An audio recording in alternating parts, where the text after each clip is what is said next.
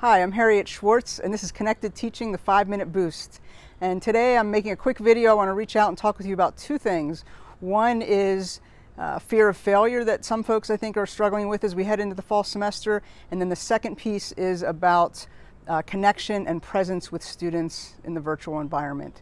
So thinking about failure, my sense is that a lot of colleagues, and I could include myself in this too, that there's a lot of us are having concerns, what I would call maybe a fear of failure regarding the fall semester. A lot of us have had to shift our classes from a classroom context to a virtual environment. Some folks are excited about that switch, others not so much. But either way, there's a lot of change in the air and a lot of uncertainty. And so with that, I think has come an increased sense of worry about things not going well in a course or in our courses.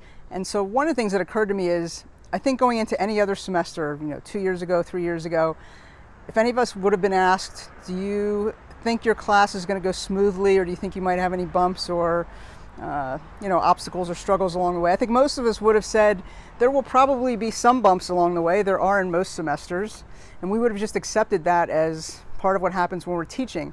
I think part of the difference might be that for those of us who are used to teaching in the classroom, we are used to being able to read the room, and we're confident in our ability to make adjustments as we go. And so part of what I'm thinking about is that, first of all, it's a reminder that we will be able to make adjustments even when we're teaching online, whether it's synchronous or asynchronous. I think we will be able to read students' involvement as we read their work, review their work. If we meet synchronously, it's not the same as being in the room, but I think we can still get a sense of how they're doing. And then, of course, gathering student feedback along the way. So just a reminder that we still, I think, will be able to read how students are doing, how the course is going, and in many ways we can still make adjustments as we go. I also wanted to talk about connection and presence with students, and I think, again, for those who are used to teaching on campus, one of the reasons we love that is because of the way you can connect with students in person. And so I want to talk about connection and presence from an RCT, a relational cultural theory perspective, because I think that a lot of us are trying to think about how can I connect with students and how can I stay present in the course without being constantly available, right? Because we have to manage our own workloads and our own energy level and so on. So relational cultural theory tells us that good connections don't mean that we are in connection all the time, right? If you think about your closest relationships, you're not always in connection, you're not always present with, you're not always talking with, you're not always in the same space as those people you are close to, but it's about trusting that those people are there, right? So if I believe that a close friend or somebody is there for me, that if I reach out, she'll answer, she'll respond in a timely way, then I feel that connection even when we're not literally connected, and that helps me trust the relationship. There's a lot of good work about how to connect with students and how to be present in a course. So a lot of folks will be working with more video, things like constant or frequent communication, making sure to help students navigate the course. Something else I've been doing is pointing out to students when a piece of my design is about helping them navigate the course.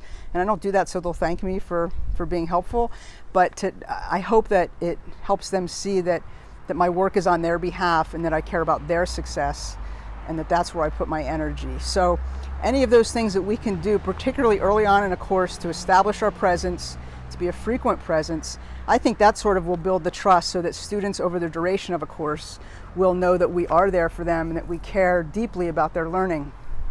So finally, a word about our collective humanity.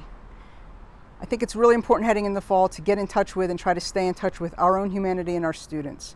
I think that if we can honor our humanity, including our passion for teaching, that deep love for teaching and care for students that has us wanting it to be an amazing semester, and also be in touch with the fact that we won't do it perfectly and that we'll allow room for that. And in the same way, understand that students, I think in many cases, will be giving it the best that they can. And maybe it won't look like their best to us, but we often won't know what they're dealing with. So if we can stay in touch with their humanity and ours and accept the imperfection of technology, I think we can end up having a particularly meaningful semester, because students may well remember the course or the professor who was with them during this time and who provided a learning context, a learning space that was flexible and supportive and designed with them in mind, and yet also challenging enough and rigorous enough that they learn some stuff along the way. So if you found this video helpful, please click like, please subscribe below, please tell your friends and colleagues, and I wish you all the best, and I'll be back again soon. Take good care.